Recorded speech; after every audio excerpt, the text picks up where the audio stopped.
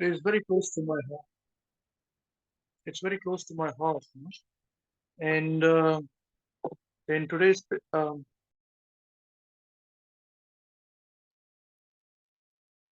and because it is close to my heart, I um, I wanted to find ways and means in which I could communicate certain important messages to all of you, especially the youngsters and those of us who are not so young, but at the same time, we would we would be having our own um, responsibilities in life. You know? So the topic of discussion today is about the appearance of Ma Ganga. I did not say the Ganges. It's very interesting. You know who taught me to say this? Ma Ganga. It was Krishna Das's Krishna Babu's university tutor. He had taken Maori as a language, and in the Maori language, the tutors were very bold in their teaching, and they would call that Captain Cook, who searched out New Zealand, they call him Captain Crook, and they push the language now that has been demeaned for so many years, and they say all of you Indians as well, from the background. Why do you call the word Ganges? Ganges is an English word. You must call Ma Ganga. So he told me once, and I learned from this. So this is very correct. You must call Ma Ganga. Hare Krishna. So we discuss about the appearance of Ma Ganga, and it is so the appearance of Ma Ganga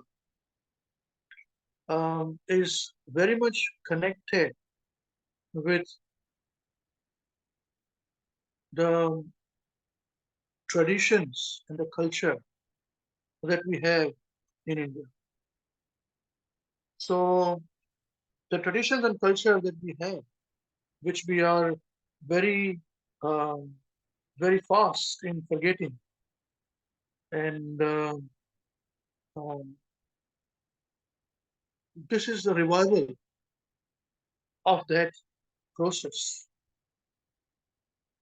that we want to have a small discussion today. And hopefully, I'll be able to communicate this in the right way. And what are my thoughts?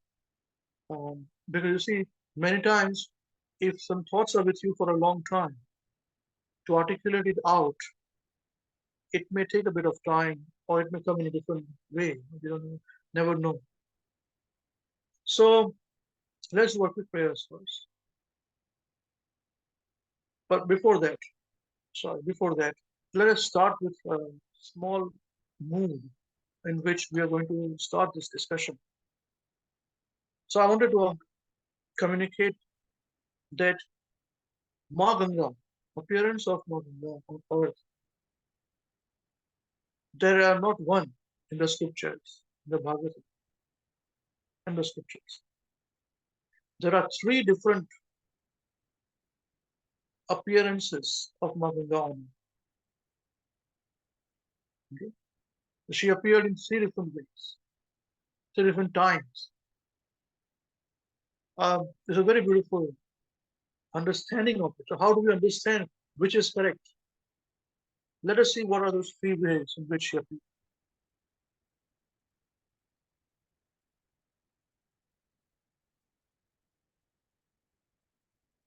धातुः कमण्डलुजलं तदुरुक्रमस्य पादावने जपवने पवत् पादावने जपवित्रतया नरेन्द्र स्वर्धुन्यमुन्नमति सा पतति निमे निमास्ति लोकत्रयं भगवतो विशदेव कीर्तिः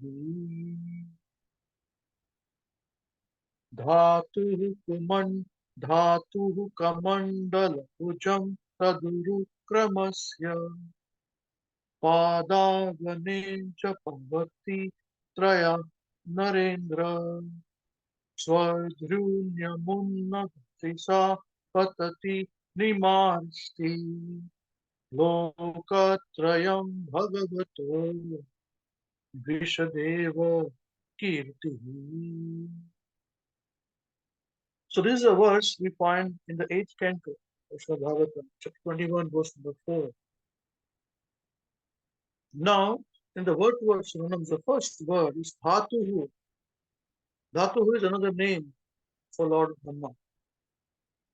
Kamandala Jala. Kamandala means, the sages have a kamandal to carry water with them because they're traveling all the time. So it's water from the kamandal. Urukramas. Now, Urukrama is another name for Lord Vishnu. So Dhatuhu is another name for Lord Brahma.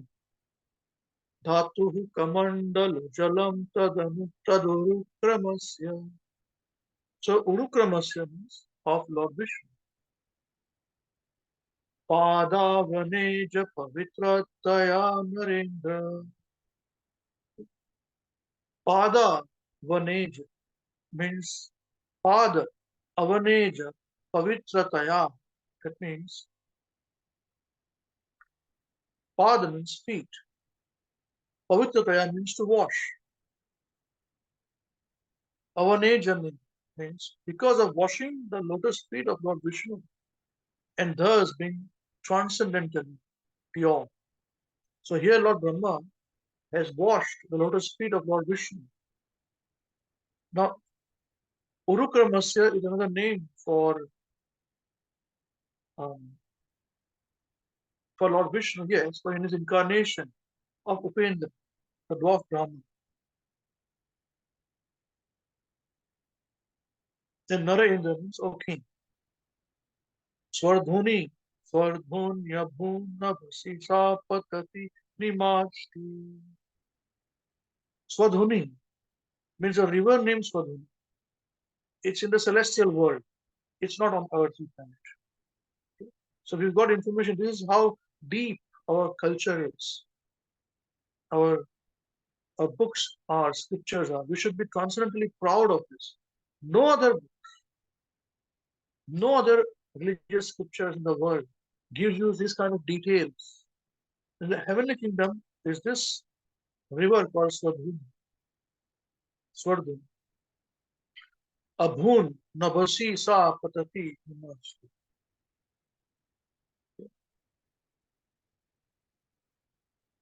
Nabasi means in the outer space.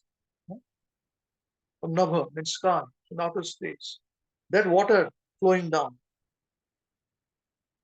Lokatrayam Bhagavato Vishadeva Kirtihi.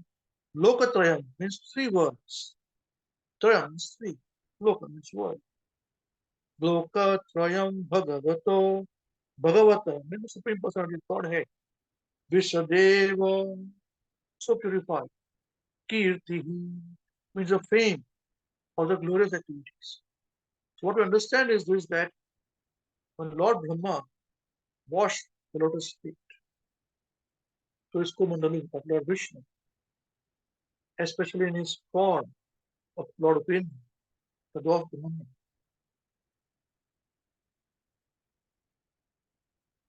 O king, the river named Swadhurni of the celestial world so became water space, the water flowing down. Because when the same Upendra pierced through his leg the sevenfold coverings of the universe, that made the celestial water come down.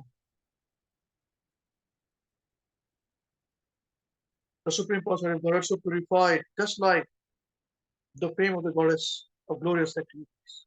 So, translation, O king, the water from Lord Brahma's Kamandalu washed the lotus feet of Lord Vamante,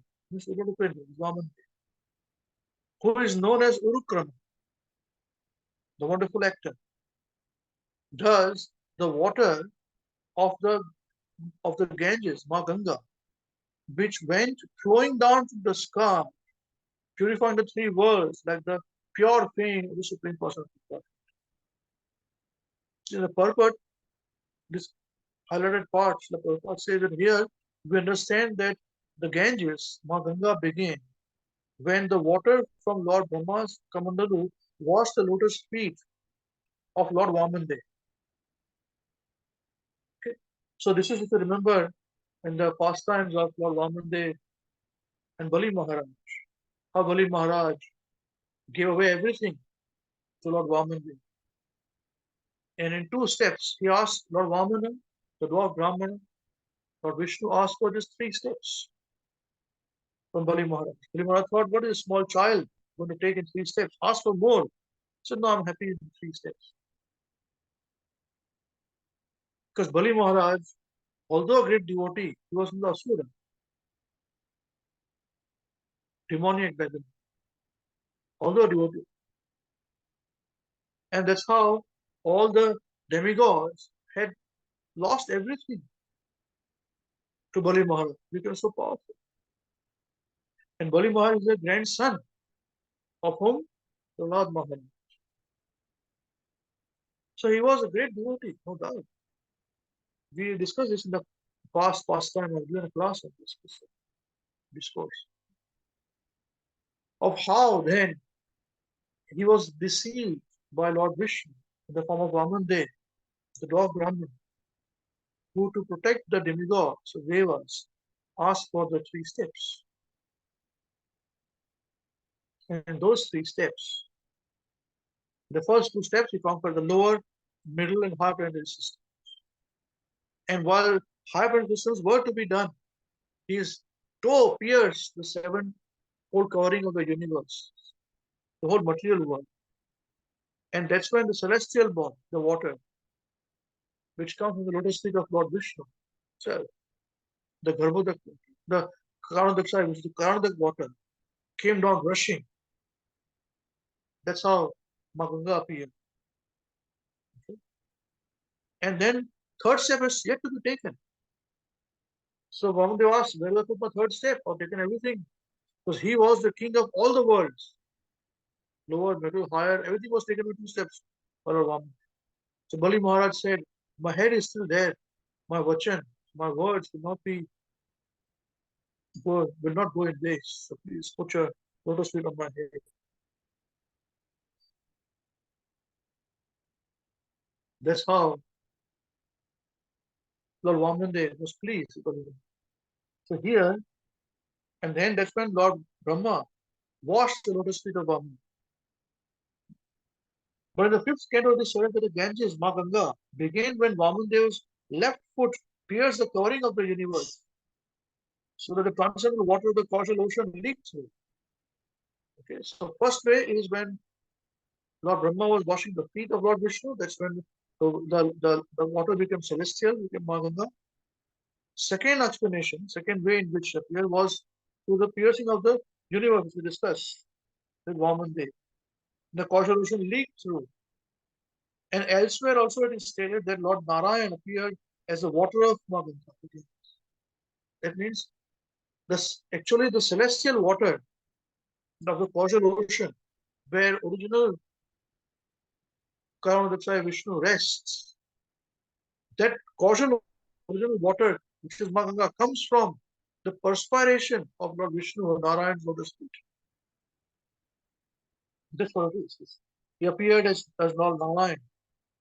Lord Narayan appeared as a water of the Ganges Ma Ganga. The water of Ma Ganga, therefore, is a combination of the three transcendental waters. And thus, Ma Ganga is able to purify the three worlds. This is a description given by Srila Vishwanath Chakravarti Thakur. So we require authorities to give us description, understanding. Otherwise, we'll get very confused. What is right, what is wrong, which is the correct way in which Ma Ganga appeared. There are three ways discussed.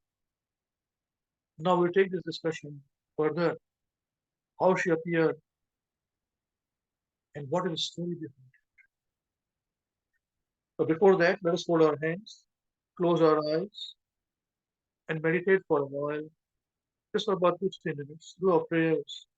You can sing with me if you know these prayers. Otherwise, fold your eyes Close your eyes, fold your hands, and listen to me carefully. And open your hearts.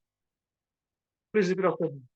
Om Namo Bhagavate Vasudevaya. Om Namo Bhagavate Vasudevaya.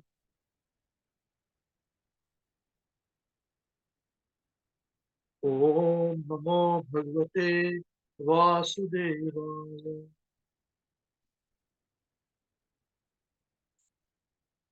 Om Ajnanatimirandhasya Jnananjana Chakshurunmilitam Yena Tasmai Shri Guruve Namah. Shri Chaitanya Manobhistam Sthapitam Yena Bhutale Swayam Rupa Kadamahyam Dadati Swapadantikam Vandeham Shri Guroho Shri Utapada Kamalam Shri Gurun Vaishnavascha Shri Rupam Sagar Jatam Sahagana Raghunathanvitam Tam Sajivam Sadvaitam Savadutam Parijana Sahitam Shri Krishna Chaitanya Devam Shri Radha Krishna Padan Sahagana Lalita Shri Vishakhanvitam He Krishna Karuna Sindho Dinabandho Jagatpate Gopesh Gopika Kanta Radha Kanta Namostute Tapta Kanchana Gaurangi Radhe Vrindavaneshwari Vrishabhanu Sute Devi Pranamami Hari Priye Vanchakalpatarubhyascha Kripa Sindhubhya eva cha Patitanam Pavanebhyo Vaishnavebhyo Namo Namah Nama Om Vishnupadaya Krishna Prasthaya Bhutale Srimate Mahavishnu Goswamiti Namine Nama Om Vishnupadaya Krishna Prasthaya Bhutale Srimate Bhaktivedanta Swaminiti Namine Namaste Saraswati Deve Gauravani Pracharine Nirvishesha Sunyavadi Paschatya Deshatarine Jai Shri Krishna Chaitanya Prabhu Nityananda Shri Advaita Gadadhara Shivasadi Gauri Bhakta Vrinda Hare Krishna Krishna Krishna Hare Hare Hare Rama Rama Rama Hare Hare Hare Krishna Krishna Hare Hare Hare Rama Rama Hare Hare Hare Krishna Krishna Krishna Hare Hare Hare Rama Rama Hare Hare Narayanam Namaskritya Naram Chaiva Narottamam Daivim Saraswatim Vyasam Tato Jayam Udiraye Nashtaprayeshva Abhadreshu Nityam Bhagavata Sevaya Bhagavati Uttama Shloke Bhakti Bhavati Daistiki Hare Krishna Krishna Hare Hare Hare Rama Rama Hare Hare Jagrantra Shadbhavati Bhagavad Gita Hare Krishna. So we saw how the three ways, there are three different ways, pastimes of Ma Ganga appearing on temples. Now we will discuss this in little detail. You see, for every present situation that we have, there's always a past. And when India and Indian people have forgotten their past, they will obviously be compromising on the present and the future. As I said, the word India, we discussed this, is itself an alien word, because India doesn't mean anything. Basically, the word Sindhu river became Hindu, and that's how the people on this side of the river living, following Sanatana Dharma, other Vaishnavas or Shaivites, or they are Durga worshippers, Shakti worshippers, they all club together the name as Hindu by people living on the other side of the river. Before Kurukshetra war, the whole world was following the Vedic. and became compressed only to this tract of land on the other side of Sindhu River. So they could not pronounce Sindhu, so they call it Hindu. That's how people on the other side became Hindu. Similarly, when Alexander came, he could not pronounce the word Sindhu River. He pronounced it as Indus. That's how the word India came. And that's how we got Indus Valley civilization. Similarly, every country, every person, if the person does not know his past, where is he come from, the person will always struggle for his identity. So it's very important to understand what happened, what is the past of it.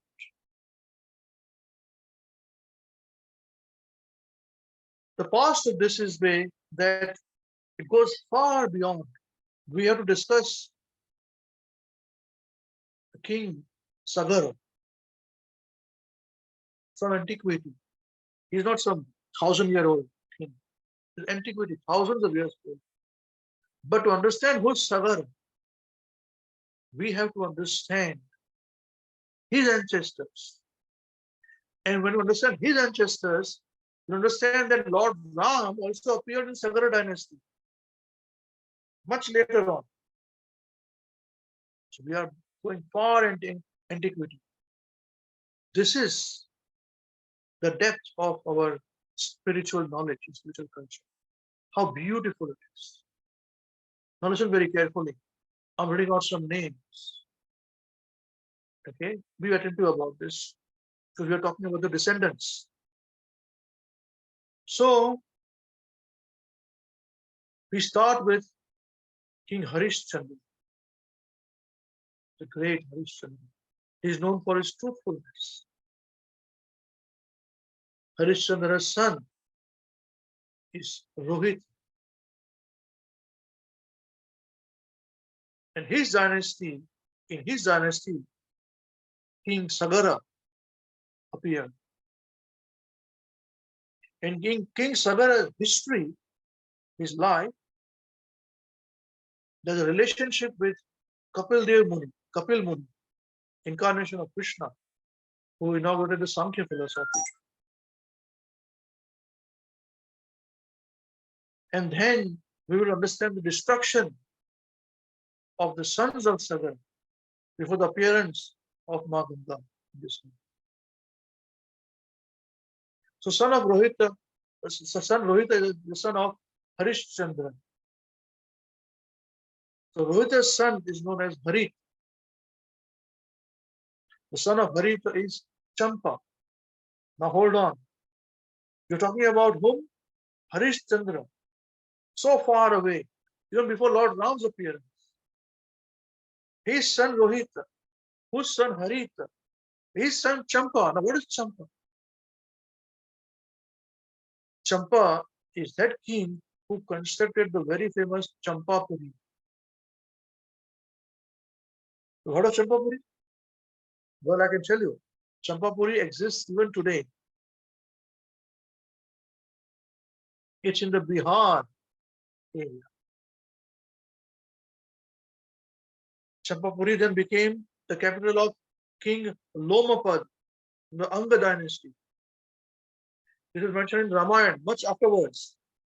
And then after Ramayana, thousands of years later on, so 5,000 years ago, during Mahabharata, Ramayana was about 2 million years ago, Mahabharata appeared 5,000 years ago, and there King Karna was given Anga to rule.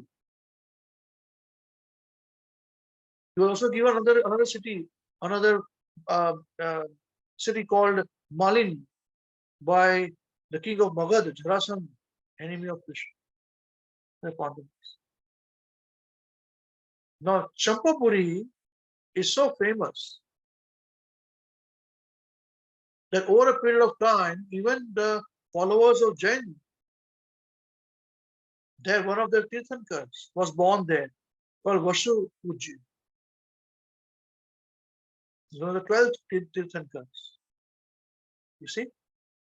But that is much later on. We're talking about far antiquity. This is what I wanted to say. That Bhagavad Dharma cannot be restricted to time and space. The modern day religion, the modern day changes are today's. Here we're talking about far away. Okay, so let's come. Champa. The son of Champa was Sudeva. Son of Sudeva was Vijaya. Son of Vijaya was Baruch. Now, Baruch has a very interesting story. We can give a whole class on that, but that's not our focus. Baruch had a son named Baruch.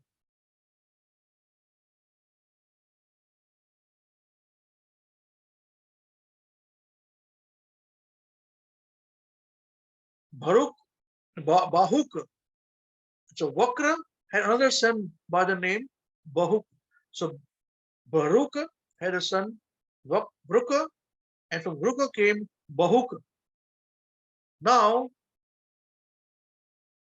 Bahuka was very disturbed by his enemies. He was a king, very powerful. But he was very disturbed by his enemies. So therefore, he along with his wife, his favorite wife, left the kingdom, went to the forest. I don't want anything. Forget about it. Let them take control. That's where he died. It is a fast forwarding of the past times, a much deeper story of past times in it. So we're coming to the main points. So Ma Ganga is yet not come.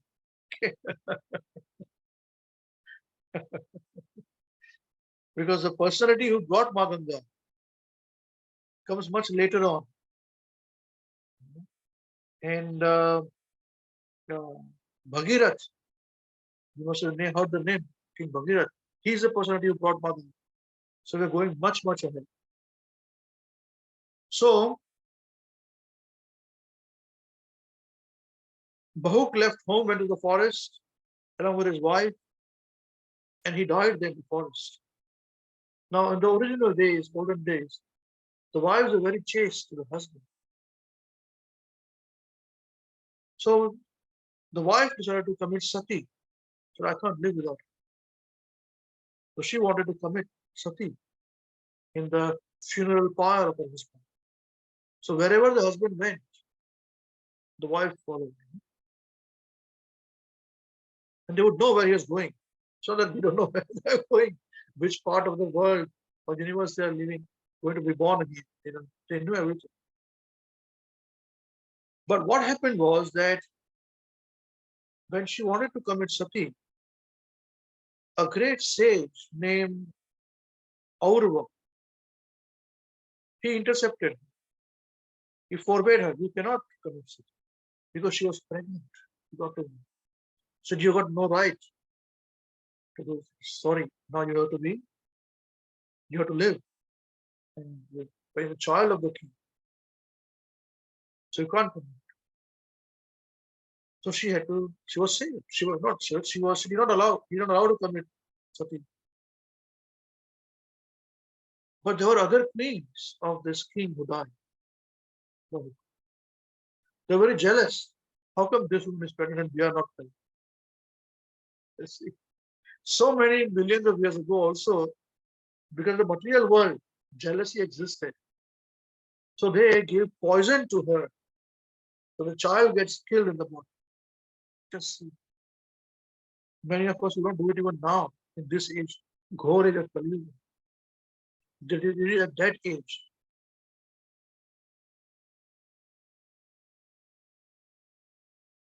But still the child was born.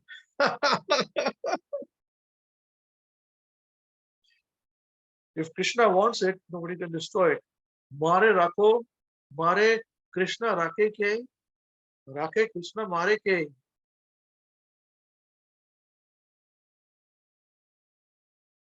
So the co-wives of Bahuk gave poison in her food, but still her son was born with the poison.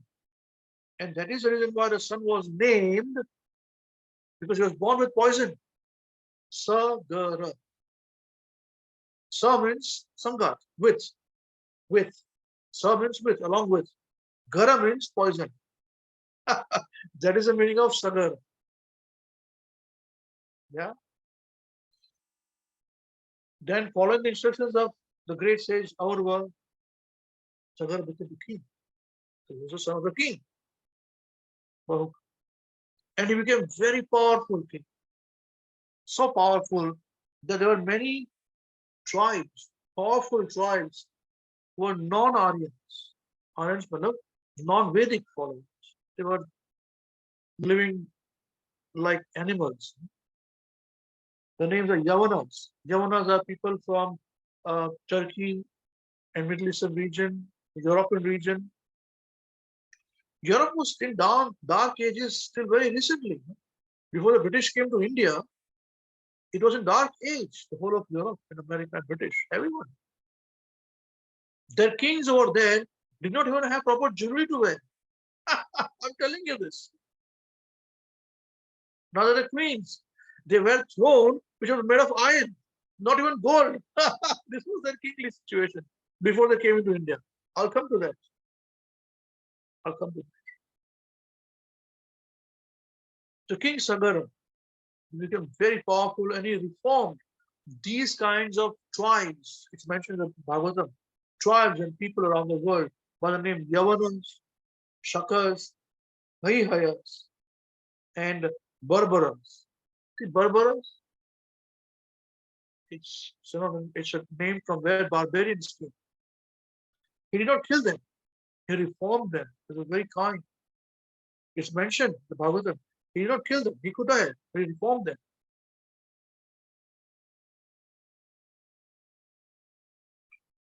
Then again, following the instructions of the sage Aurva, King Sagara performed Ashwamedh sacrifice. So Ashwamedh Yagna is that Yagna. If you do certain number of times, you acquire so much piety in you. Your karmas get so nullified that you can be born as the king of heaven, Indra. Indra is not a name of a person.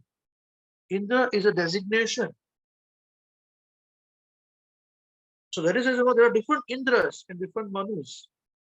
There are 14 Manus in one day of Brahma. In each of the 14 Manus, there are 14 Indras separate. So they all die.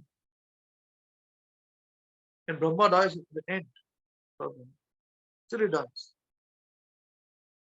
As we discussed in the discussion of Lord Nrsimhadev. So King Sagara performed Ashwamedh sacrifice.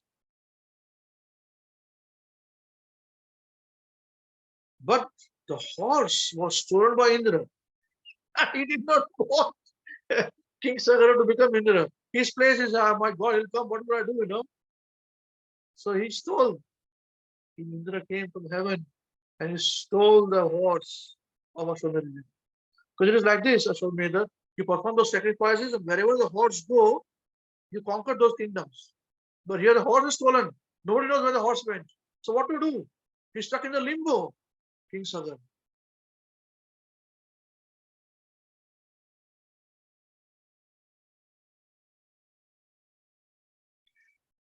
So Ashwamedha Yagna was stalled, unfortunately. The King Sagara had two wives named Sumati and Keshini. A very interesting point now begins, okay? Our tradition for ancestors, service to our ancestors coming down, especially for men. Women also can do, no doubt, they can also do chanting Hare Krishna. So, while searching for the horse, the son of the first wife, Sumati, there were 60,000 of them. Now imagine this. It was said that she gave birth to one lump of matter. And then they were divided into 60,000 living beings. They were extremely powerful, headstrong personalities. All of them. 60,000. So they went searching. Sarah said, now you go and search for this horse. Where they go. So while searching, they dug up the surface of the earth. They dug up the surface of the earth, digging up big trenches, and which became later called the Sagar Ocean. Now, today in India or in Sanskrit language, the ocean is called Sagar. It has come from this name of Sagar. See, we didn't even know this. One who was born with poison, Sagar. So his children dug up, and that's what it became Sagar Ocean. They still couldn't find it, the horse. Ultimately, they went then further up on the northeastern side of the ocean. That's where they found a great personality called Kapil Dev, the incarnation of Lord Krishna, the Vishnu. Very powerful personality. He was sitting very peacefully in his hut. And the horse they found was nearby stalling. Kapil Dev, later on, he left this material world through Ganga Sagar. The place is called Ganga Sagar. Even today, this Makar Sankranti, people from the eastern part of India, even west, many, they go to Ganga Sagar for a big yatra, which you can take holy dip in the Ganga Sagar. There's an island by the name Sagar Island. Of course, now the water has receded quite a bit. You cannot go till that tip, but towards the end they do it. It's a big Mela, Ganga Sagar Mela, very famous. Millions of people go there. So they saw Kapil Dev meditating, eyes closed, and there was a horse behind, which was also made the horse behind. So Indra kidnapped the horse and brought it by Kapil Muni. He played a trick. But what was the trick? To understand the trick, listen further. Because Kapil Muni was very powerful, very, very powerful. And when these children saw the 60,000 powerful sons saw, say he is taken the horse. He's closing his eyes, acting like a big monk. Let's kill him. So they all attacked him. And Kapil Muni opened his eyes, and a great heat developed in the body of all of them, 60,000 children, sons. And they all died. They were burned to ashes together in no second. So now people will think that Kapil Muni was so powerful that when they came to kill him, he just opened his eyes and threw the head. All of them were killed, burned to ashes. Now that is how unintelligent people who just see the face understand. Those who are very clever, those who are very perfect, those who always strive for perfection, those who don't cut corners, those who think deeply, those who spend time in trying to change the world, giving their time and patience, who very patiently change people. Because people are generally animalistic. They understand that a great sage, like Kapil Dev, he's incarnation of Vishnu, Krishna, he's in mode of pure goodness. He cannot kill anybody. For him, everybody is the same. So by virtue of these people's own actions, they were killed. But anyway, these all 60,000 sons of King Sagara, they burned to ashes.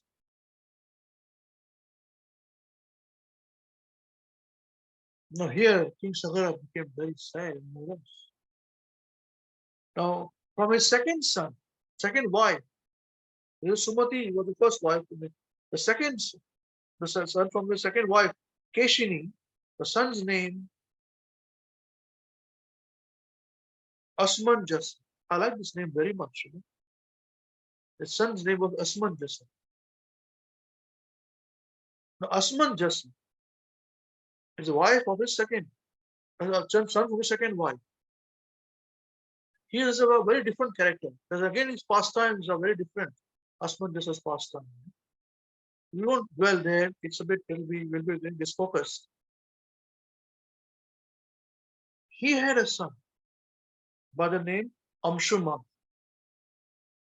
Again, I like this name very much. Asmanjasa Amshuman. So Amshuman, the grandson of King Sagara, he was very attached to King Sagara. Whatever King Sagara wanted, he did.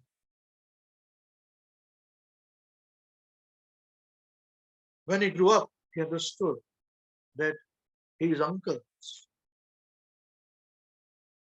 had been killed, burned to ashes from Kapil.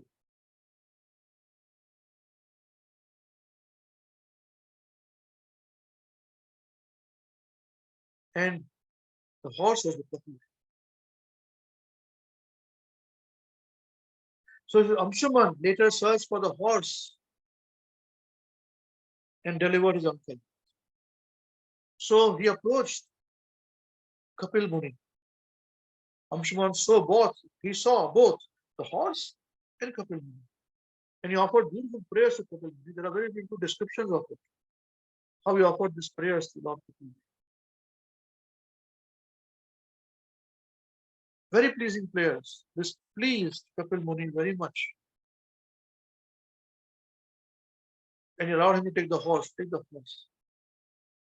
Amshuman was still standing there with folded hands.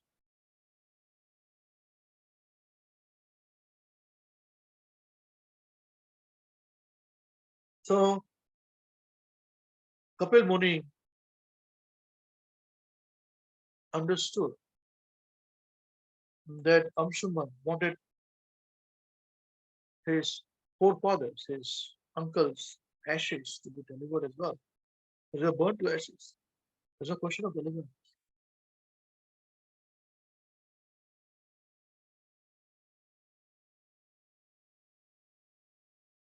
So Kapil Dev could understand that Amshuman was praying for the deliverance of his forefathers. Thus Kapil Dev offered the instruction, told him that they could only be delivered now that they are burned to ashes, they don't have a body now, by the water of Ganga.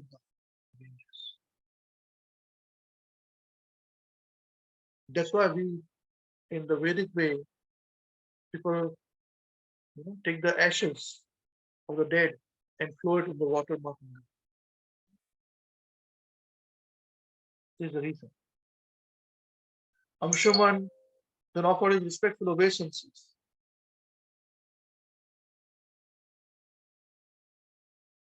to Kapil Muni, circumambulated him, and then he left the place with the horse of the sacrifice.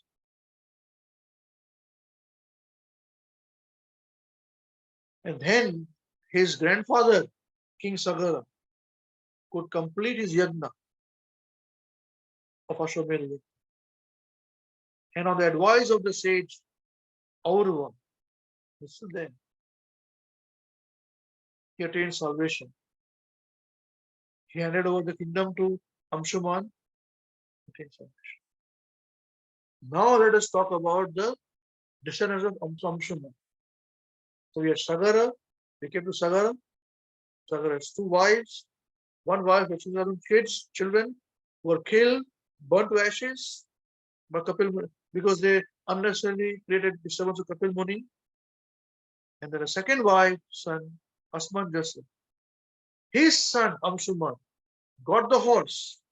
That's how the grandfather completed the fast sacrifice. See? Now just see. So he completed his task. His grandfather could not complete. He did his duty to do so. Now, Amshuman, in his dynasty, comes the dynasty of King Khatwang. Lord Ram appeared in the dynasty of King Khatwang. So still further away, Lord Ram appeared. So still, this is how it is, how beautiful it is, so deep. So the son of Maharaj Anshuman was Dilip. He tried very, very hard to bring Ma Ganga to this world, to deliver Dilip's fathers, brothers. He failed. Dilipa had a son named Bhagirath. He was very determined to ensure that Ma Ganga, he wanted to bring Ma Ganga to the material world, to deliver his ancestors. He had felt his obligation was to do so.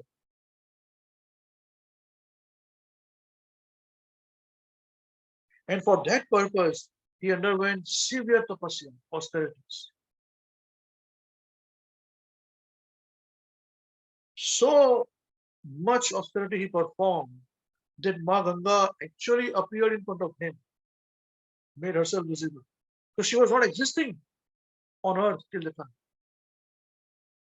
And through these 4 generations, Sagara, then after Sagara who? Asmanjasa, Amshuman,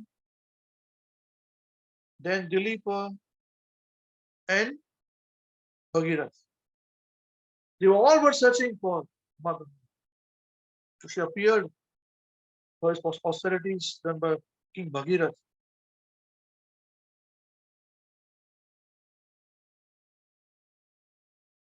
Being satisfied by the austerities.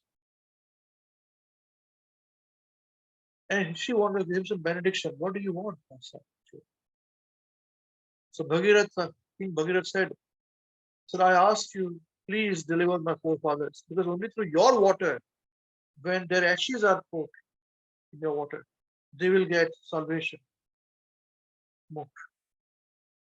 Please help."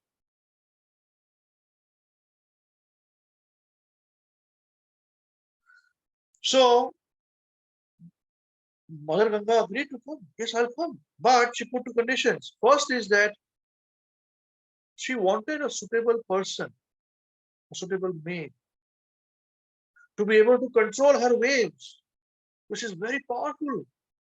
Even now, if you see, Ma Ganga's flow is very, very powerful, coming from the Himalayas. But originally, she came from the spiritual world. People had just heard about her, not even heard about her. Second thing she said, so somebody has to control her waves. And secondly, she said that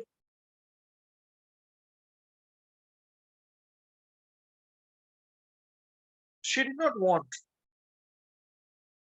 She said that all sinful men will come to free their sinful reactions by bathing in my water. So Mother Ganga did not want to keep these sinful reactions of other people. These are 2 conditions she got to Bhagirath.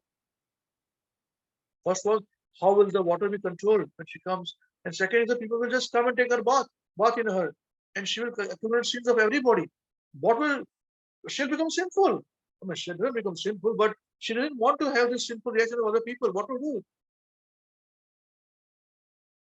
So King Bhagirath meditated deeply.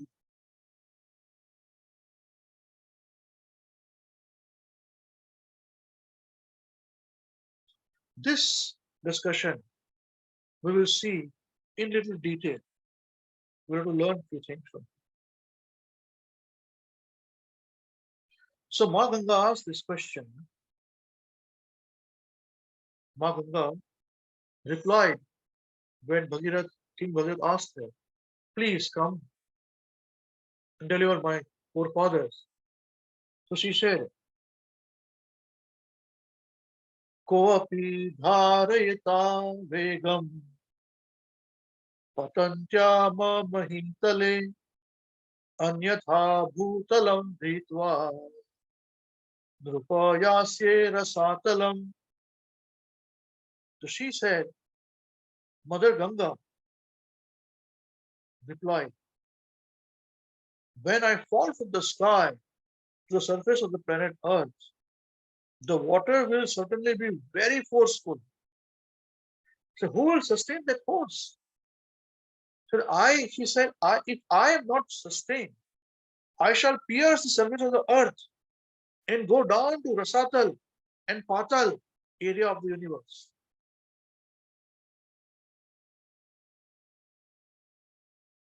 And then she said, Kim chaham na bhuvam yasye naramai amrujantyagam mrujami tad agam kwaham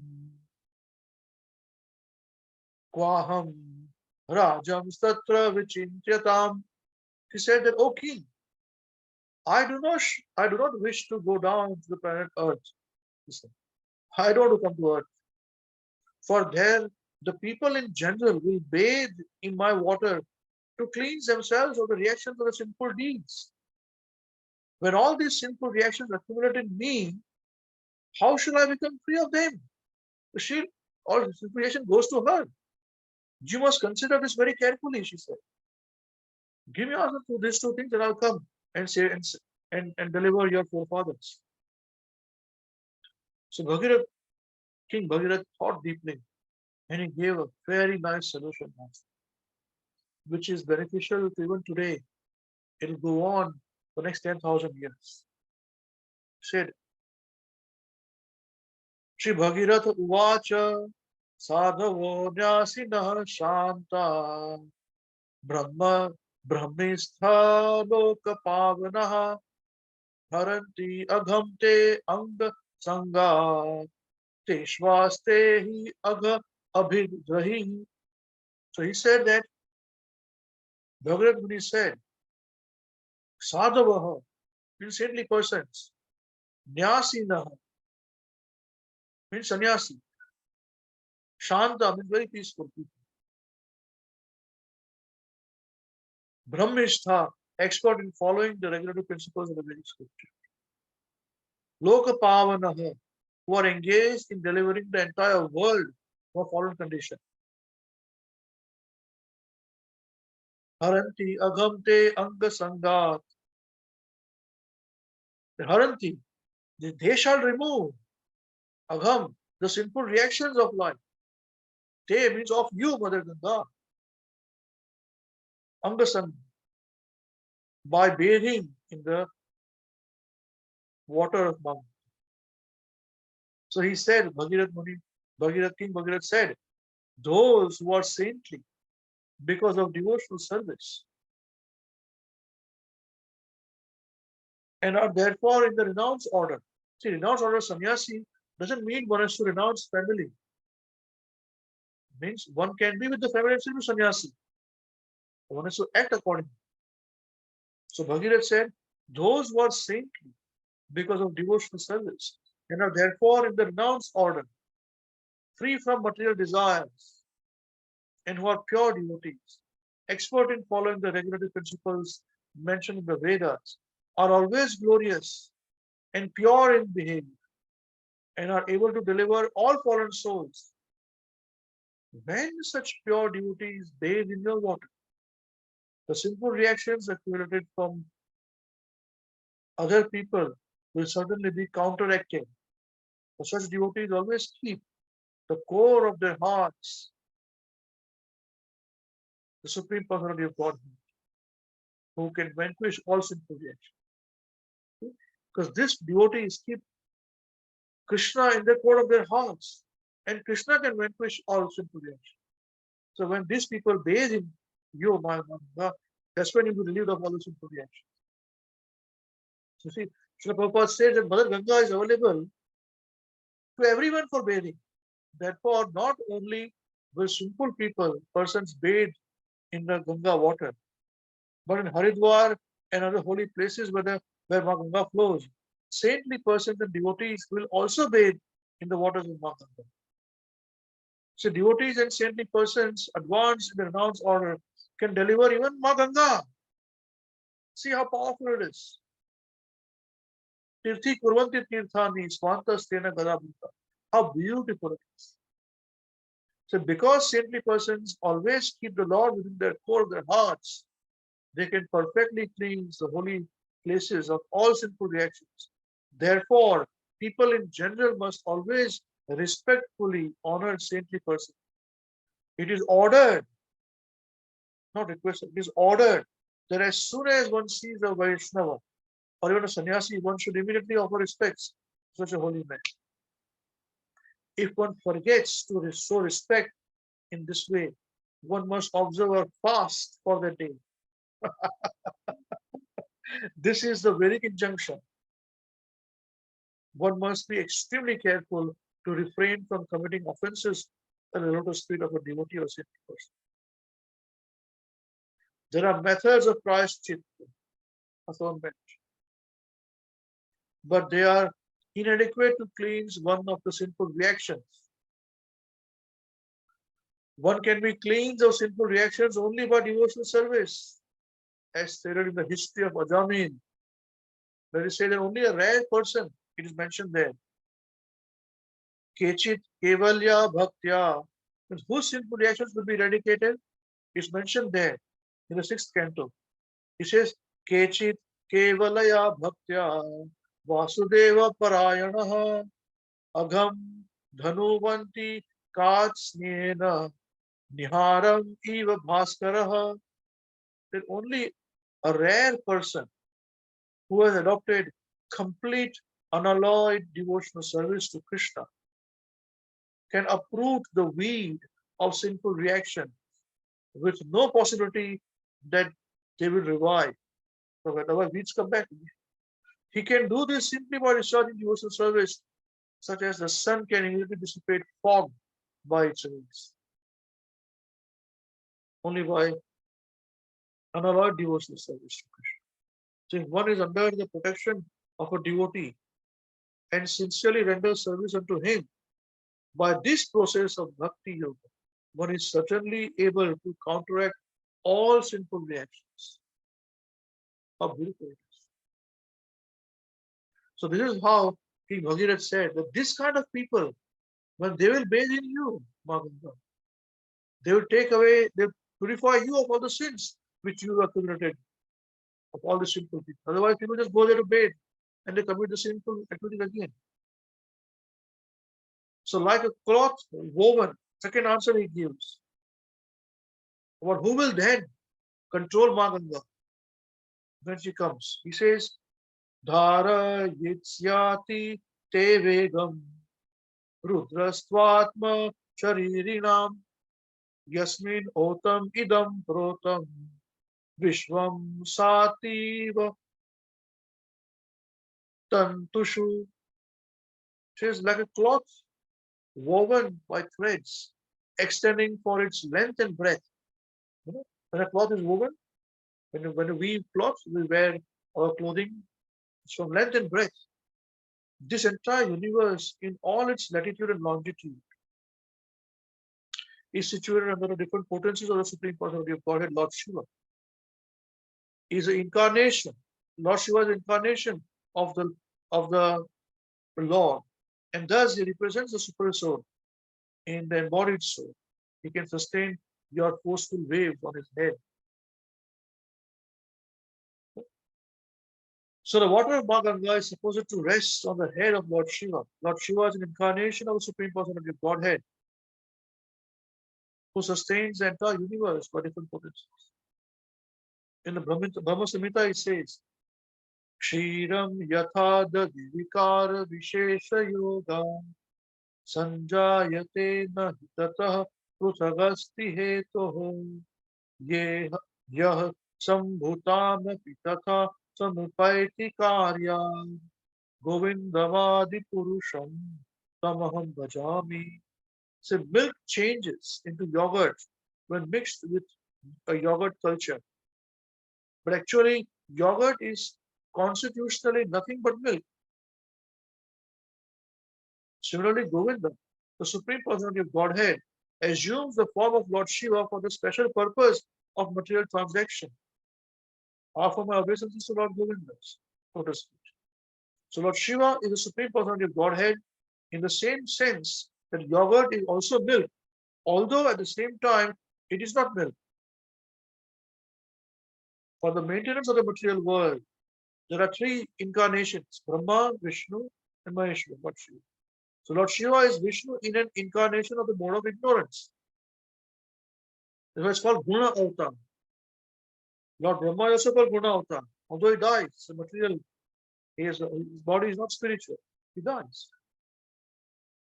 Generally, Lord Shiva is also Guna Avatar of Lord Vishnu. He is incarnation of mode of ignorance. The material world exists predominantly in the mode of ignorance. Therefore, Lord Shiva is compared here to the longitude and latitude of the entire universe, which resembles the cloth woven of threads extending for both its length and breadth.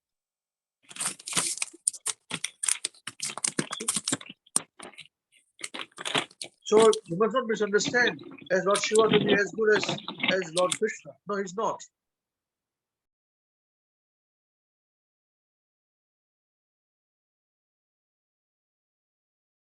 Don't misunderstand it. But at the same time, virtually disrespectful. So after saying this, Bhagirath satisfied Lord Shiva by performing great austerities, talking Parishit, and Lord Shiva was very quickly satisfied because he's called Ashutosh. Because he meditates on Lord Ram and he doesn't want to be disturbed. That's why I'll give everything to anybody. Don't disturb me. What do you want? Take it. So when King Bhagirath approached Lord Shiva and requested, Tatheti Ragna Bhitam Sarvaloka Hitah Shiva Dadhara Gahito Ganga Padaputa Jalam Hare. So when King Bhagirath approached Lord Shiva and requested him to sustain the forceful waves of Ganga, Lord Shiva accepted the proposal by saying, let it be so. Then with great attention, he sustained the Ganga on his head.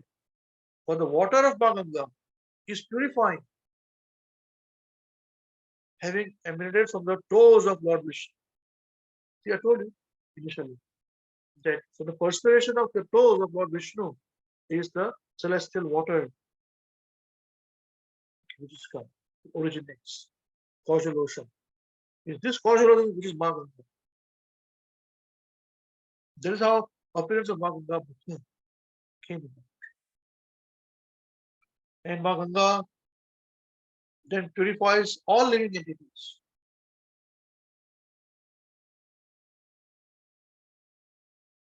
And in this way, simply by a touch of Ganga, Bhagirath's forefathers were delivered and they were allowed to go to the heavenly planet. So what we discussed today is this, that we discussed the story of Ganga, the pastime, the three different ways in which it came. We understood how King Bhagirath, who's 4 generations after King Sagan, still delivered his forefathers. They remembered the deliverance of his forefathers. You see, only in India, only those who follow the Vedic culture in India, they know their gotras. You know gotras?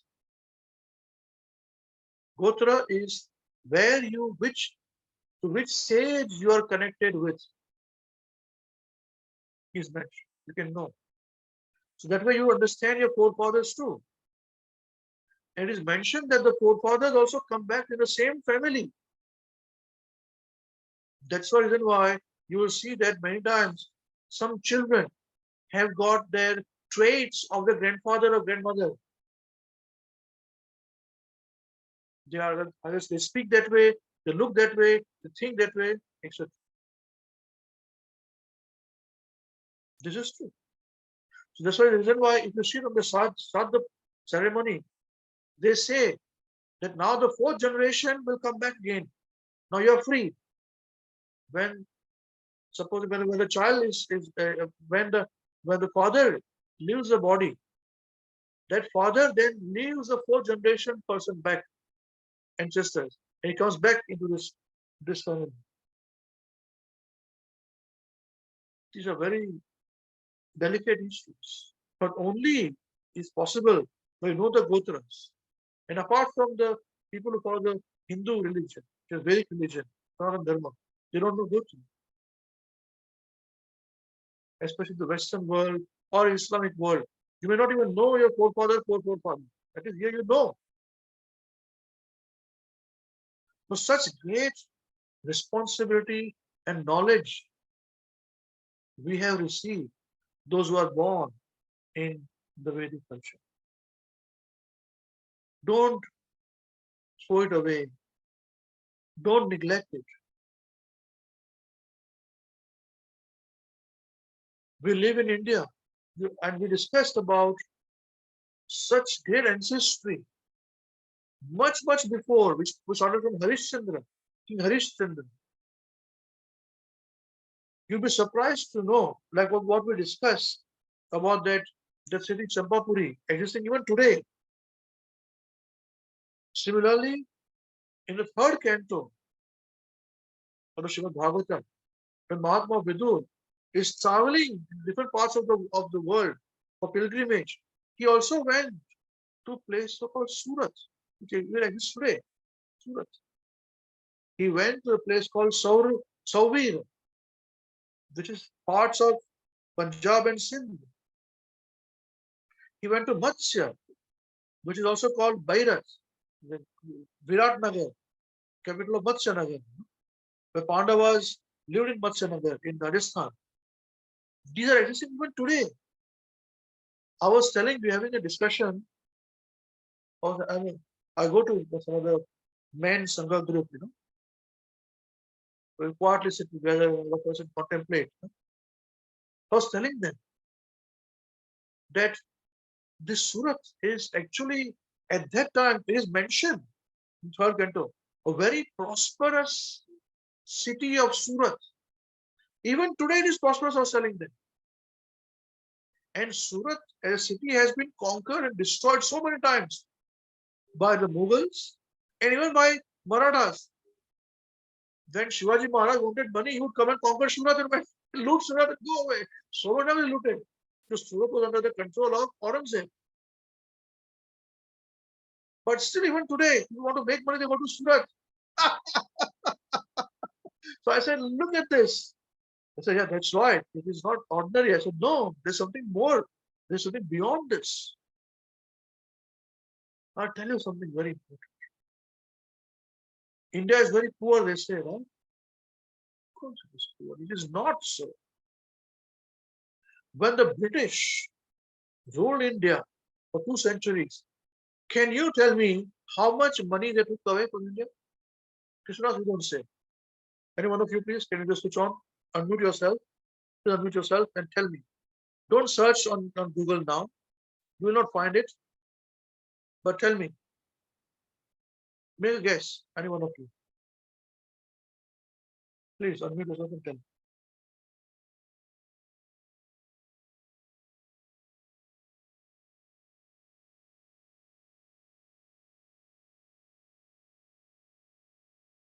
Come on. You got to ask you. Come on, come on.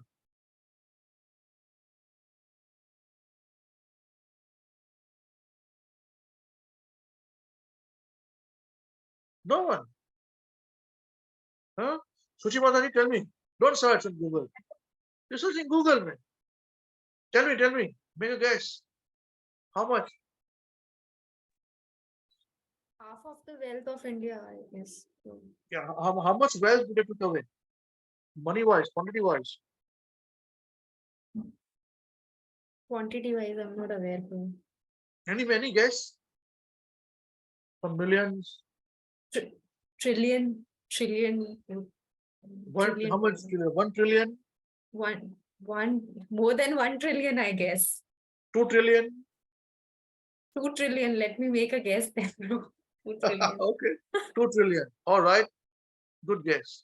Anybody else, please? Very good. Anybody else, please?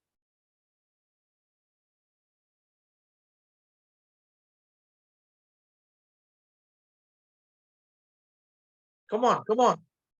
Swami Madhuri, what about you? Yes, youngsters. Hare Krishna Prabhuji. I'm not aware, Prabhuji. I think I would guess it would be around 50 trillion or something. Do you think we had so much money? India had. Yeah, okay, all right. Let's have one more. Who would like to go? Bolo Shidhar Babu, what do you think?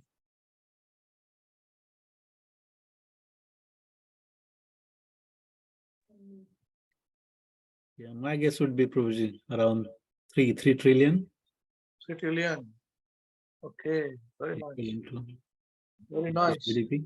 I'll tell you, there was a research done in 2018, right, by an economist, famous economist by the name Utsa Patnaik. From the year 1765 to 1938, that's the British, 2 centuries, the British looted $45 trillion from me. Just $45 trillion.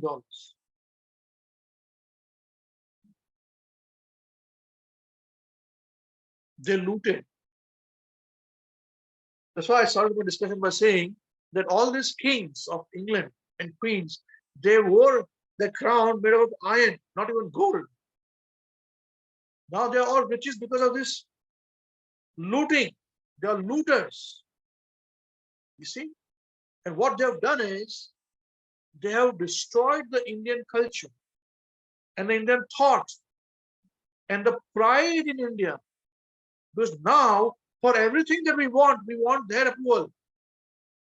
Even in Bollywood movies, dancing you require five Western girls dancing. Then the movie song becomes a hit. Is it not so?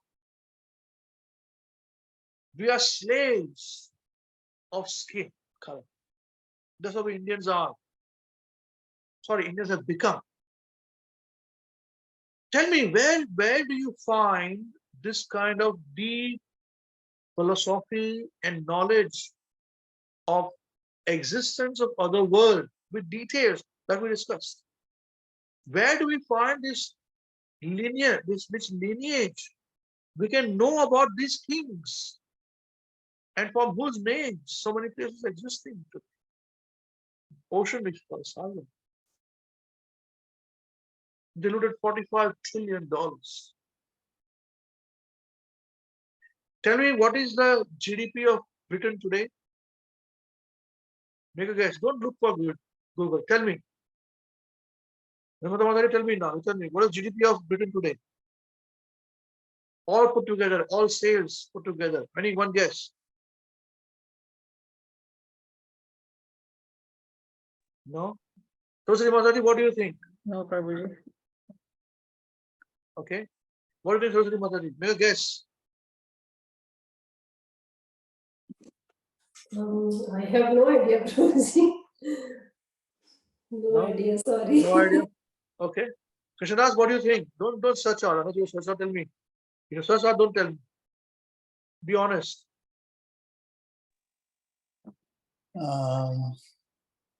Maybe 50 billion.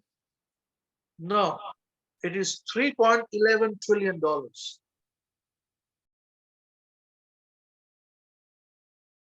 It is their turnover. Just imagine. Today, in 2018 value, it was 45 trillion. Now the value of that, only one emerald, that Kohinoor must have increased by 1 billion, 2 billion, 5 billion, And everybody's running behind that Prince Charles. He's wearing looted crown. Complete loots. Of course, we're speaking in English language, which everybody is understandable. We're not speaking English, we're speaking Sanskrit. What will they teach us? You tell me. How will a looter teach you? They give us, they give us railway, they give this. No. You don't require these things. We were very happy without the British.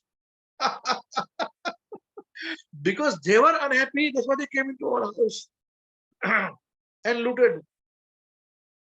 Chores, dacoits. Is it not so? And even today, Indian politicians go to the British Parliament and say, look, what's happening in India is very bad. Just see this. We still want that approval. This is the point. So those who are with us, in Hare Krishna WECAN, we should not be slave of skin color. Be very proud of what you are. And you give this pride to your next generation. Just like Bhagirath remembered his forefathers and delivered them. What activities we are performing today, deliver our forefathers and the next generation coming. So be transcendently proud. Don't be proud in the sense that I'm proud. But we have a big responsibility with us.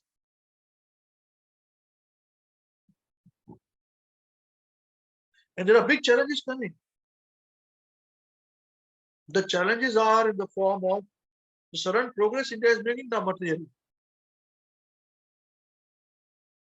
It's a big progress. There's no doubt about it. India has already surpassed Britain in the as a fifth largest economy. Do you know this? How many of you know? India surpassed British economy. Yes, Guruji. I read the news. Yeah. As fifth largest. Yeah. So, a lot of progress is happening. Now, with that, the disease will come. It's coming already. Extramarital relationships.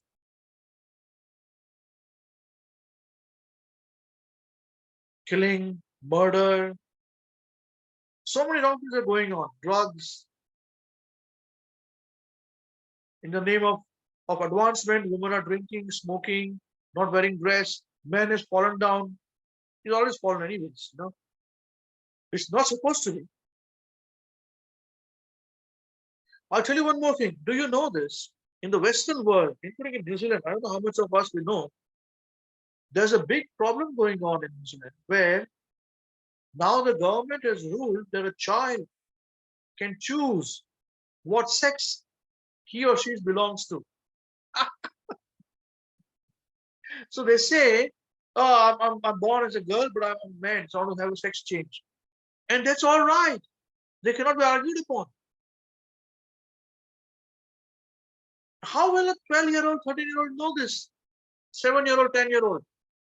What are we doing? What's happening? Do you know this? In America, 25% of the high school students, this latest figures of today, 25% of the high school students, they now identify themselves as LGBTQIA in that category. 25%. They don't say I'm a man, I'm a woman. They have all these mixed things going on. What is going on? Now, I'm sure there are genuinely also by birth things happen. It's just not a thing new. It's okay. Happened in the past also. We understand it. But this disease is going to come to India. Right now, we have got in India people living without marriage. It's all common. Complete nonsense, bogus. You know, alcoholism, drugs, sex, abuse, everything is normal. Add to this, it's going to come now. A child in New Zealand, you cannot have a 7-year-old child say, I think I'm a boy. The girl says like this to you, you cannot say no. Oh God, my God, Krishna, Govinda, Madhu, Girdhari, Kupina. And a boy saying, I'm a girl. And how will they know? As I said, naturally sometimes happens. There are hormonal things, I understand that. But you cannot be legislating it. We have such big Dharohar. Those ancient cities are still existing. Champapuri, Surat, Matsyanagar. All this is available in Gujarat, in in Bihar, in Rajasthan. There's just few names I took. Punjab, Sindh. There's so many names come. Please, please, please. We have a big responsibility, all of us who are with us. Anyone who comes to the shelter of Srila Prabhupada has a big responsibility not to identify with the body. At the same time, when you do so, you must preach strongly. This point, we are not the body, we are spirit soul. As spirit soul, we are part and parcel of Krishna. And part and parcel of Krishna are only there to serve him, nothing else. That's it, full stop. It's our big responsibility. So please, please, please make sure this is done. I wanted to give this class and bring this out, especially to youngsters. You're sitting in a big treasure. Your treasure is not by following the West. Your treasure is by being what you are as an Indian in Sanatana Dharma. When India, even 1,400 years ago, 1,000 years ago, was so prosperous, the Europe and all, they were completely dark ages. That's why they came running to loot from us. Please, you must have a pact with yourself. You must read Srila Prabhupada's books daily. Please, and implement this and teach to the best of your ability to others. Only then you will save yourself and save others. This is how we conclude today's discussion. So we discussed about advent of Ganga. We discussed about the genealogy of King Bhagirath. We translated that into how today, when this thing exists, we understood, we discussed about the importance of understanding what one has, the rohar, the treasure, what people want. And even today, with all the riches, they want peace. They can't find peace. And India is a place where you get peace. And people are losing peace nowadays. Please. Hare Krishna. Does anyone have any questions?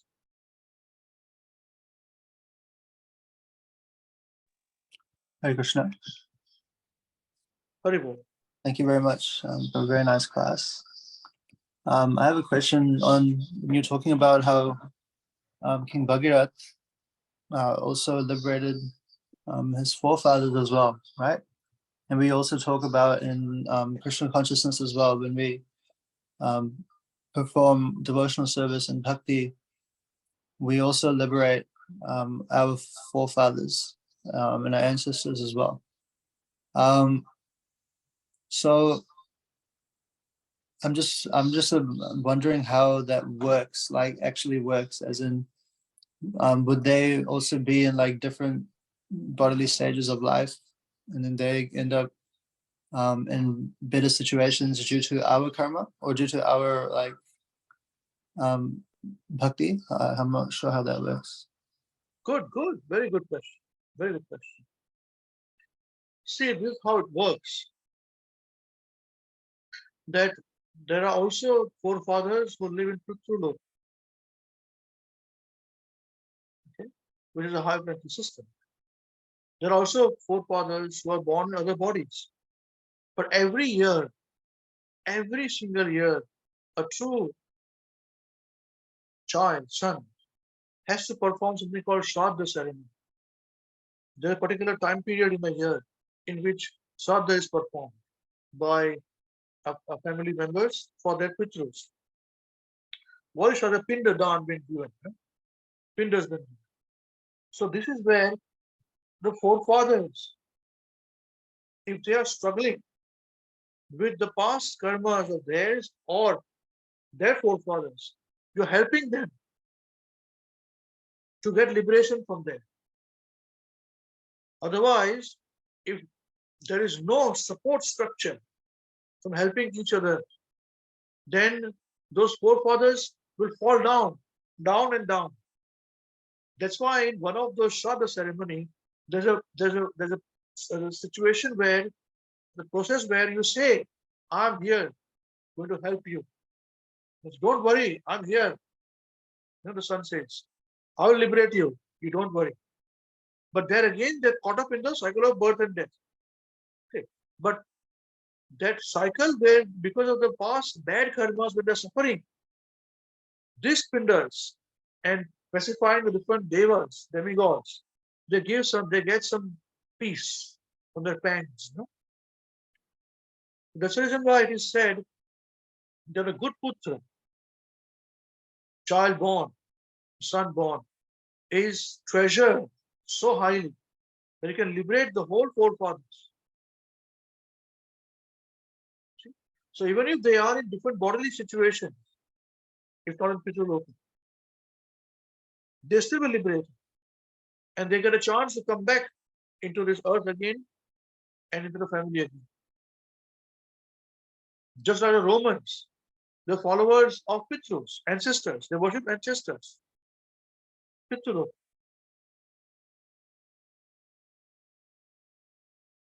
If you say even in the Vedic way of life, you still worship ancestors, remember ancestors. So for Krishna consciousness, what activities that we perform, see, if you do perform Pinda and all those things, they are for worship, satisfying Lord Vishnu, Mahavishnu. Okay? So for a devotee who is a Vaishnava, he or she is already doing things. Instead of offering Pinda once a day, once a year, we are offering to Krishna every day. Bhoga we make for Krishna, offering Krishna, Krishna satisfied, all we are satisfied. That's the reason why. If Krishna is satisfied and if you get liberated, your whole 21 generation before and after will get liberation. And more. So for Ma Ganga, the liberation is to go to higher planets. You take your bath and your sins are removed. And ashes, if they pour into Ma Ganga, you get liberation. Means to go to higher planets. The chances increase very much.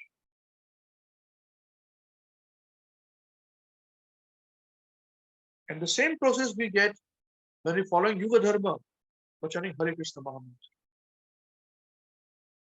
Chanting Bhagavad and Bhagavad Gita, glorifying Krishna, get association of each other. People meet each other, associate, talk about so many nonsense going. Politics, movies, fights, drinking. We meet together, we glorify Krishna. We're doing now, or as devotees. Is that okay? Did I answer the question? Yes, thank you, Hare Krishna. I was also thinking that this information is only accessible to followers of Sanatana Dharma, isn't it? So Yeah. Everybody else also does, but they will not accept it. They may not accept it. so like in other cultures, other countries, and they won't have the Shraddha. No, they don't have. They may have their own traditions, I'm not sure, but at Yeah, least they in may the, have their own traditions. Yeah. so yeah. But not all of them. Even the other dharmas, it has changed so much. In all honesty, I'm not demeaning anything or anybody. Please excuse me. That's not my intention. But there's so many different books of Christianity. You never know which is the correct one, Bible. They change the Bible so many times to add up to things, And they conquer and they're converted people. That's how they became. And even now, churches in New Zealand, they say that if you Indians and people from other countries, if you don't come here as Christians, our churches are closed because so many people have become atheists. They don't follow Christianity.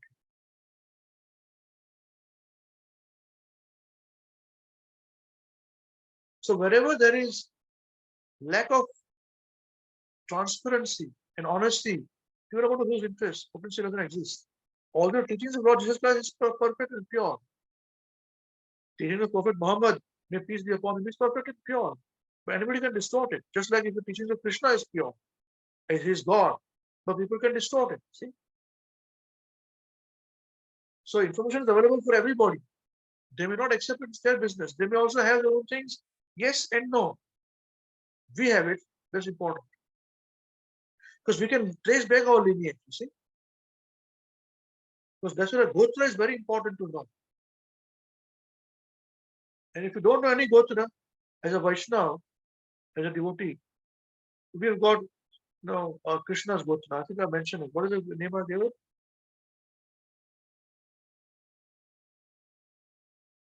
I've given a name. For Vaishnava, I've given a name. For Hare Krishna, we got. I'll give you. If anybody wants it, I'll let you know. If you forgot your Gotra, I'll give you them. Is that okay? Is the answer clear? Thank you. Yep. Hare Krishna. It's a big responsibility, you see.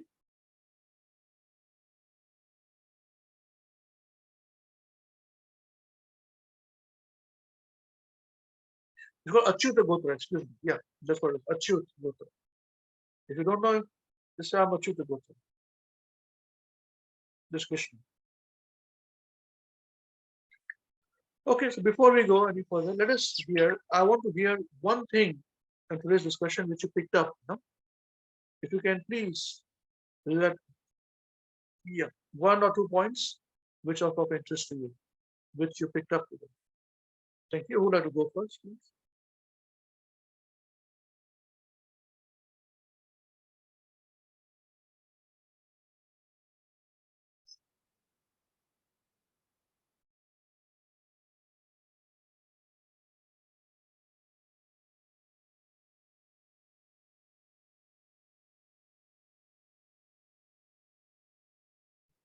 Okay, I'll ask you then.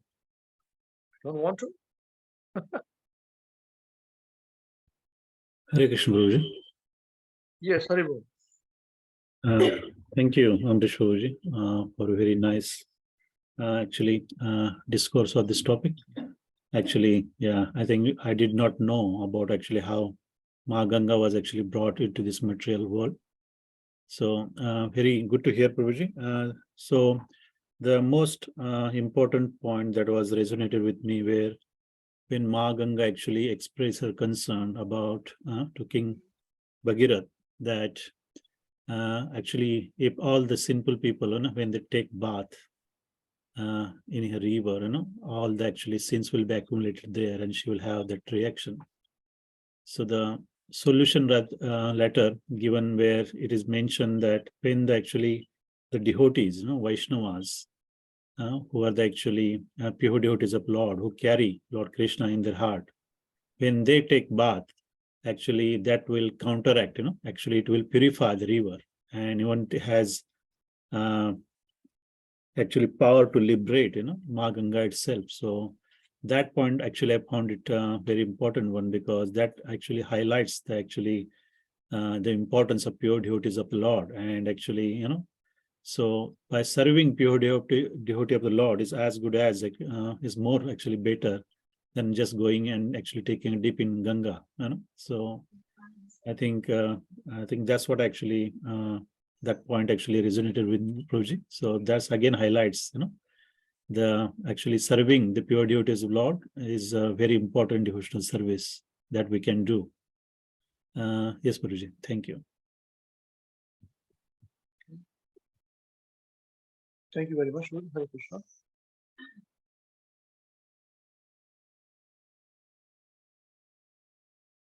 Hare Krishna, Prabhu. Yes, the one thing that struck me, there were many things I wasn't knowing. But the one thing that struck me is the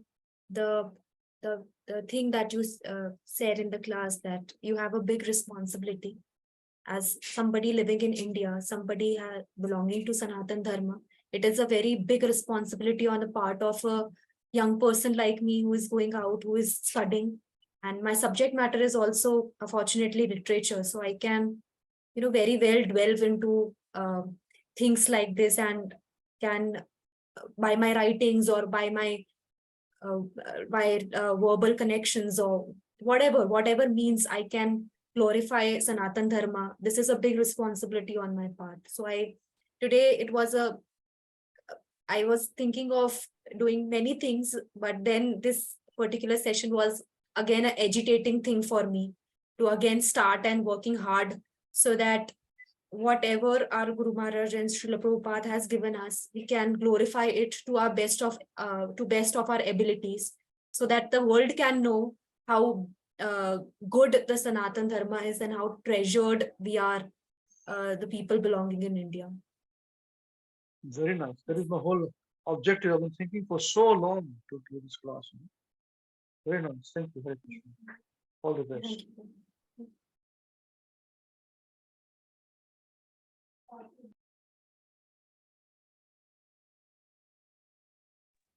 Hare Krishna.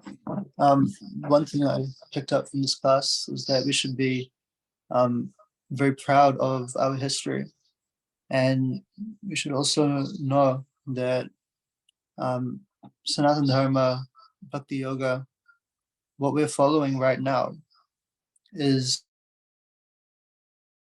a parampara and a long line of history from India.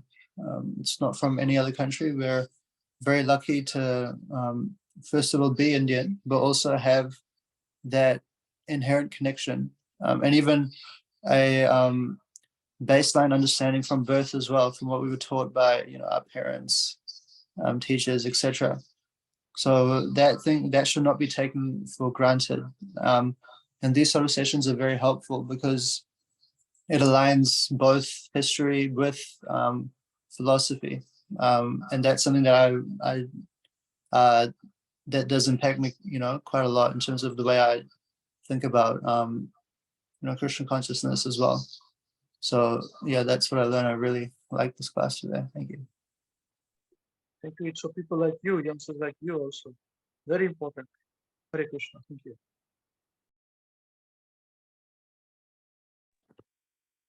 Hare Krishna.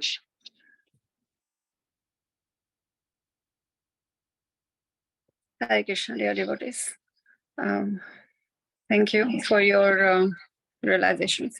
My points are the same. The first one was about when Ma Ganga was asked, when she said that, how am I going to get purified of all the sins? And the answer given was that the pure devotees, when they come and take bath, then that is that really struck me, because we always know that everyone washes their sins, and Ganga is the purest, So we think that, I always thought that she never can get contaminated, and obviously she cannot. But the power of the devotees of the Lord, Tirthi Kurvanti Tirthani, this verse has come about in so many different references.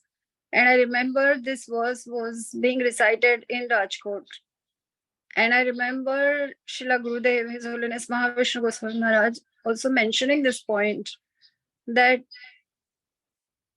about some references about people going here and there, in terms of somebody going to Vrindavan and this. And I remember when Srila Gurudev was there, we used to just go to Rajkot Dham and we used to come back. I do not remember us visiting for so long any other holy places, because that was our holy place. And that was a practical realization of this verse, Tirthi Kurvanti Tirthani. It was experienced because it was really like going at the lotus feet of a pure devotee and having experienced the spiritual world. So it is it is a very powerful verse, and it stayed with me always. And I feel like this reference keeps coming about this verse. So the importance of the pure devotee of the Lord is so very significant. And then Prabhuji also mentioned that, if you commit a sin against an offense against a pure devotee, then how do you wash that? It's almost impossible to do that. But you could do through devotional service. But I was thinking we should probably not even do that. Why do something and then try to atone for it?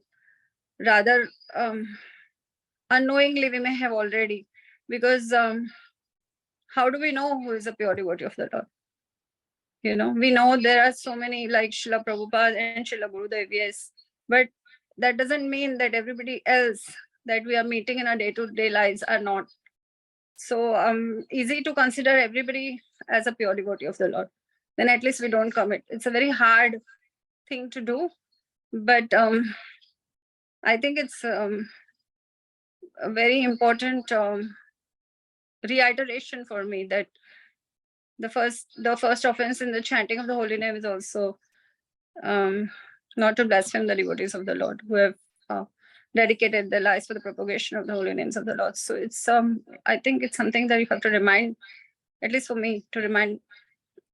So those were the 2 points. And then the importance of the forefathers and all these things. There is a lot of questions that come in the preaching, whether we should do these activities or everything. And then the answer comes that if you're doing your devotional service to Krishna, if you're following Krishna consciousness, then everything is taken care of. And I feel that is so sweet and so beautiful. And we need to have the faith in that process. That then you don't need to, because Krishna says, Sarva dharman parityaja mam ekam sharanam vraja. Tvam sarva papebhyo mokshyasmi ma sujaha. So abandon all varieties of religion and just surrender unto me. I'll absolve you from all sins, all kinds of sins. Do not fear. So this is the sar of Bhagavad Gita, and it's very, very important because as Hare Krishna WECAN is trying to make preachers everywhere, I feel that this will be a topic that will come upon every time people are following something. They may be not only following demigods, but it's always following something, and it's very hard for them to leave what they are following to be able to follow Krishna consciousness. So I was thinking that this point is also very important because if I was a person who has left, I was thinking, if I have left my body and I am somewhere struggling, then somebody else who is a devotee in my lineage is praying for me or is doing something to uplift me in a better consciousness, then why not I should do it? Why wait for someone else? So it's a very motivating thing because I felt like we all love our grandparents or all our elder relatives who we have met. We all have connections, and this is the best thing. It's like a best thing you can do for not only yourself but for your ancestors as well. And I'm not talking about myself because I know that you need a lot of purity in that, but it just puts you in a perspective of how you should be, how serious you should be about Krishna consciousness and how important it is, and how you cannot neglect it for anything that happens with you. Hare Krishna.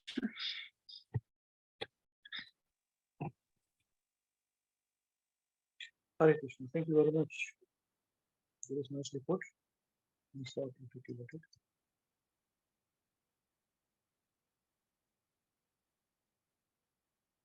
Would you like to go next one? Hare Krishna, dear devotees. Thank you, Prabhuji, for very nice class here.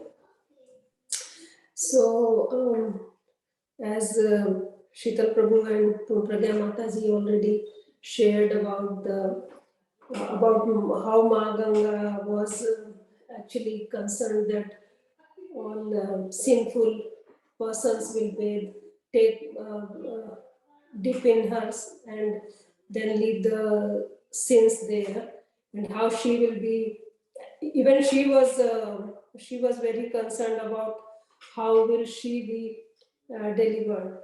So, but then it says so beautifully, it's written there that devotees who carry the Lord in their hearts, they also take bath in Ma Ganga. So Ma Ganga is available to everyone. In the same way, Krishna consciousness is available to everyone. Either he is a sinful man or he is a pious man, it's up to them if they adopt it or not. They accept it, they try to change their lives for betterment or not. And all the devotees of the Lord, the Vaishnavas, who are tirelessly trying to serve everyone. So, so it's they have taken a big responsibility. Carrying Srila Prabhupada's mashal in their hand, and they're trying to do their best, obviously with the blessings of Guru Maharaj. And the other thing I liked was that how lucky we are that we know our lineage, we know our Gotra. We are so fortunate to be born in Bharatvarsh. When we see that, these Western worlds have materially, they are very prosperous or whatever looks like they are prosperous, but in depth they have nothing at all, nothing to fall back upon. But we have such a culture, we have such a so many scriptures to fall back upon. Everything we have got, we are so rich in our heritage. So we are very lucky, and we have to actually be very proud of it. We should not get intimidated by others, or that they have got this and that, but we have to be very proud of that. We have got the greatest heritage in ourselves. So, yep, that is my realization. Thank you, Hare Krishna. Thank you very much, Hare Krishna. Very nice. That's absolutely correct.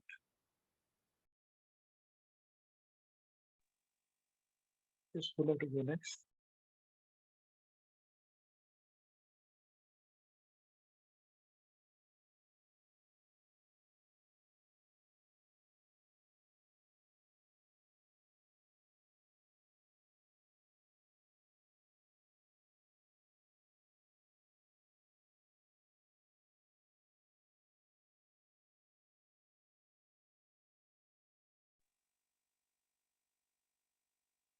Okay, let me just see who's there. Okay. How about Sanjeev Babu? Are you there?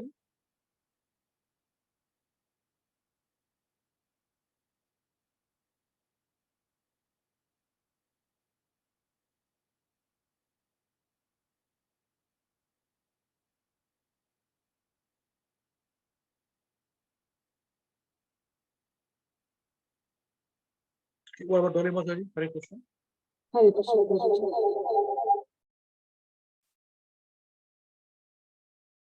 Hare Krishna, Hare Krishna.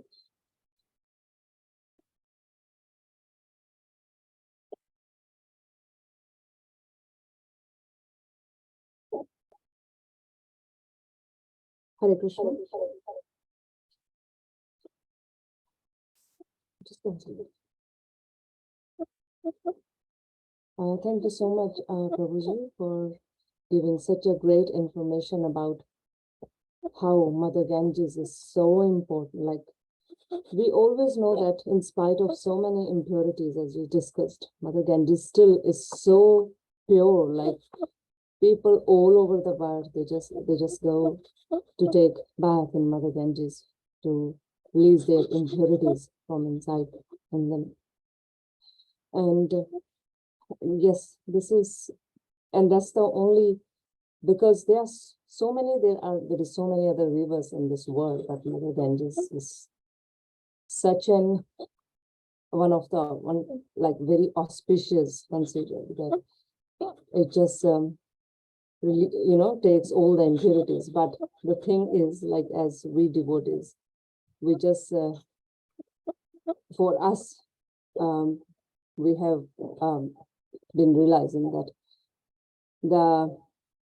to clear the impurities from inside us is the one way only that we've been following. And if we are fulfilling all the requirement of this, thing, then we obviously don't feel any impurities inside us. And it's as good as to take bathe in the Mother Ganges if we are so sincere in our devotional service. And only us can know about us, that, how far we are, how we are doing, how impure we are from inside. So thank you, Prabhuji. Hare Krishna. Okay, thank you, Mother. Hare Krishna.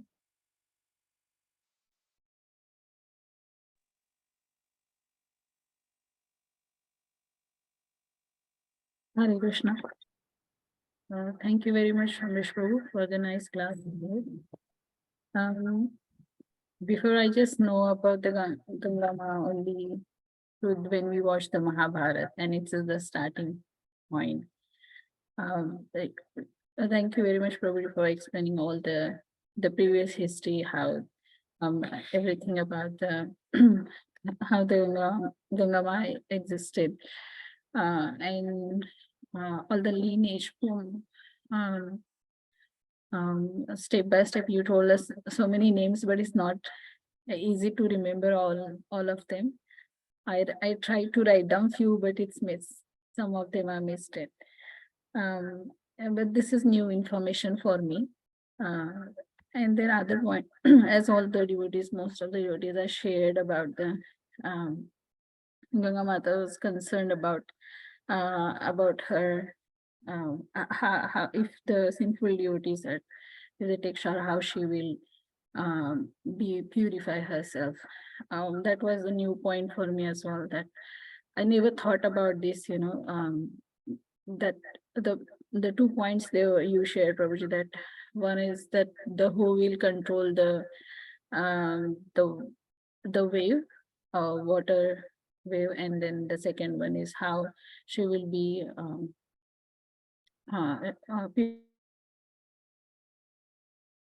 everyone taking the sinful people taking the bath. So as all, so it's the same thing.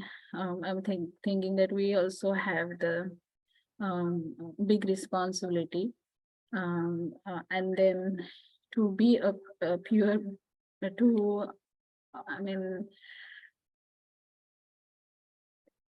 to be a pure by ourselves. And then I was just thinking that we should know every time what we're doing, such as I only knew that people goes and bathe into the Ganga, but we didn't know why they do that. So so to purify ourselves, they do this one.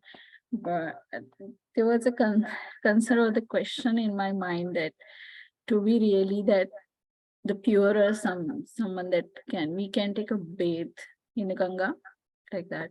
So this question come out in my mind, Prabhuji, that shall I am I be eligible to do this one if I go to the Ganga, and then can I take a bathing in there? We are not, unless you are purer than Ganga, because you must take part, offering her the water first, praying to her, and then take a dip. Must do. Chanting Hare Krishna. Okay. Yes. Thank you, Prabhuji. Thank you Thank for you. the answer. Yeah. Hare Krishna.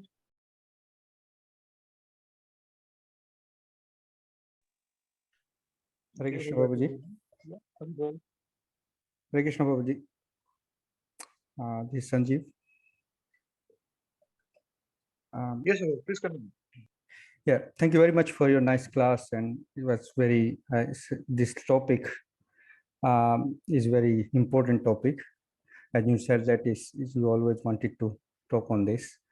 Yeah, Mother Ganga, because I remember, because I live in not very far from Haridwar, so we always go. I remember I took my grandfather's ashes there in Mother Ganga, and my father as well. And yeah, so it's big ceremonies, as you explain about ancestors, and we do shraddhs and all that. So, but the important thing that I just stuck to me is that Mataji also shared, Punpragya Devidas Mataji. She yeah, about the slok that where it says that the pure devotees are the dhams. So it's not like we always try to go there to bathe in Mother Ganga, but we should strive serving the pure devotees. And that's because pure devotees, as you nicely explained, that Mother Ganga will get purified when pure devotees take bath in it. So how it shows that how important that is serving a pure devotee is, and his servant of the servants. So that's the point that stuck to me, probably. Hare Krishna. Okay, thank you very much, Hare Krishna. Who would like to go next? Who's remaining now? Anybody else is? You see, if you don't know your lineage, you'll never know about the deliberation. So only in a Vedic way, in a Vedic religion, we know our ancestors and our responsibility for liberating them. Not only us, them also. But it's by default. You have to liberate them from their condition of performing sadhana anyways. Whereas devotees want to liberate from material birth, life and death. Otherwise, they will come back on this material world. To liberate them from their simple reactions that they have done. So give them with ease, the suffering. That's what anybody does. Every child should do. But they don't, except in the Vedic way. Now we've got a golden road to anybody, be it Sanatana Dharma or any person can become chanting Hare Krishna and liberate everybody. Okay, anyone else remaining now? So, Prabhu, are you there? Before we finish today's class? Thank you, Prabhu. I'm just doing something. Can I give without showing the video? Okay, all right. Sorry, Prabhuji. Yeah. It's actually really very good information. I received it through your this lecture. That's the benefit of having in Krishna consciousness. I mean, this information I would have not got it. And also, Shital Prabhu and Purnapanda Devi Dasi Mataji also mentioned that don't wait for the pure devotee or don't wait for someone to pray for you. So be serious, and because we don't know who will be pure devotees of the Lord. So treat everyone as a pure devotee, and be, instead of praying someone for us, for me, so always be in a parampara and always respect each and everyone. And also, Srila Prabhupada has given us a very, and Gurudev, our Guru Maharaj has given us a knowledge through, we are getting through you. And that's really, I'm so proud of me, and of course, all devotee would be having in his Hare Krishna WECAN moment. I mean, every time we get new things, and definitely this information, even I don't know, I didn't know at all this information about Ma Ganga. She's like, taking all the scenes, and how, I mean, we get that benefit through our pure devotees. So thank you, Prabhuji. And I will take a lesson from this, that continue to chant with seriously. And Hare Krishna. Thank you, Prabhuji. Jai Shri Srila Prabhupada ki Jai Srila Gurudev. Jai. Thank you very much. Hare Krishna. To this discussion with this one. You are remaining. Yeah, wait for 10 more seconds. If anyone has any question or anything to share before we conclude, please feel free.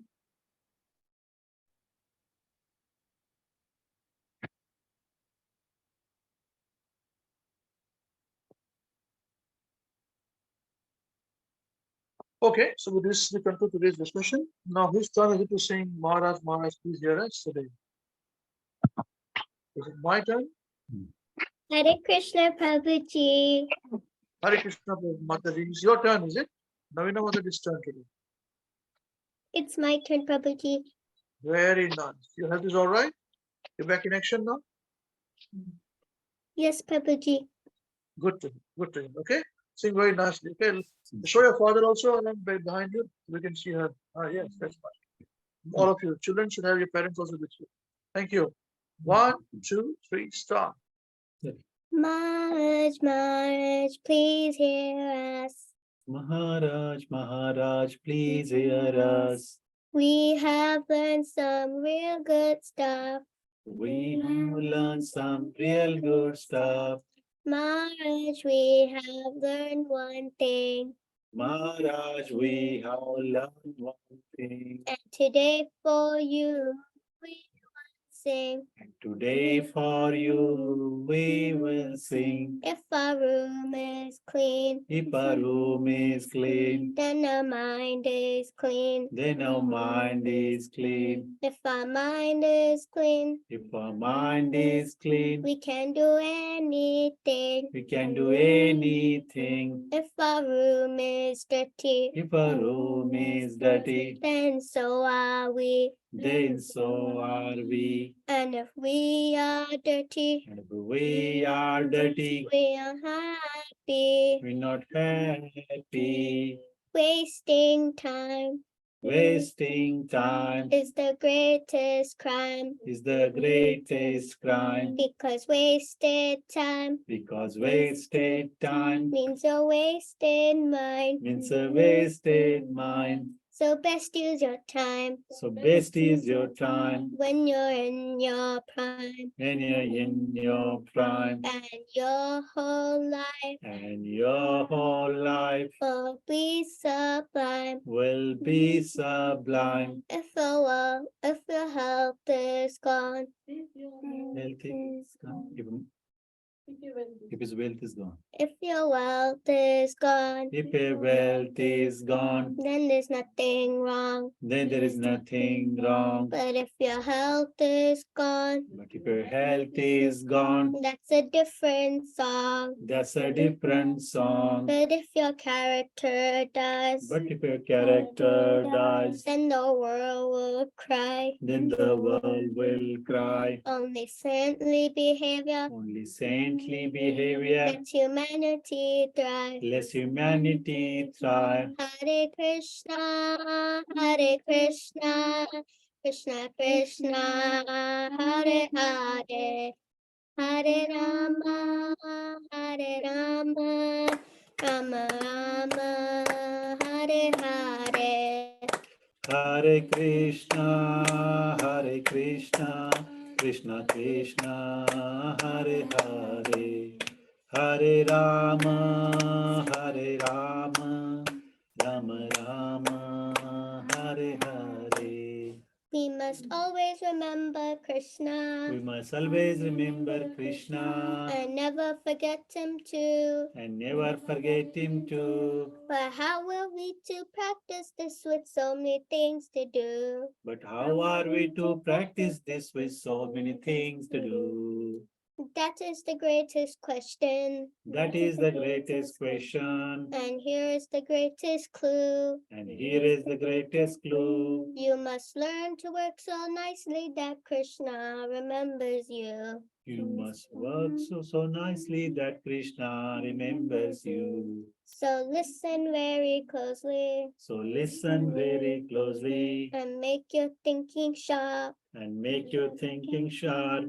Let's learn how we can live and work so Krishna won't depart. Let's learn how we can live and work so Krishna won't depart. If something's due tomorrow, If something's due tomorrow, finish it today. finish it today. And whatever is due today, And whatever is due today, do it now, don't delay. do it now, don't delay. Your friends might be lazy If your friends might be lazy or doing bad things. or doing bad things, But if you think again, but you think again, don't But follow you think them. again, don't say, but if you think again, no. But you think again, not But you if. think again. Yeah. But you think again. Don't follow them, Don't follow them, and you will win the end. and you will win the end. Whatever work we're given, Whatever work we given, we do our very best. we do our very best. We only live with what we need and give Krishna the rest. Only live with what we need and give Krishna the rest. This is how to live, to work and to play. If you learn to live this way, we'll see Krishna every day. This is how to live, to work and to play. If you learn to live To live this way, you'll see Krishna every day. And when the time is up, he'll take us up above. We'll sing and dance with him with the hearts full of love. And when our time is up, he will take us up above. We'll sing and dance with him with a heart full of love. So chant Krishna's name, his glories and his fame. It's the only way this world will ever become same. So chant Krishna's names, his glories and his fame.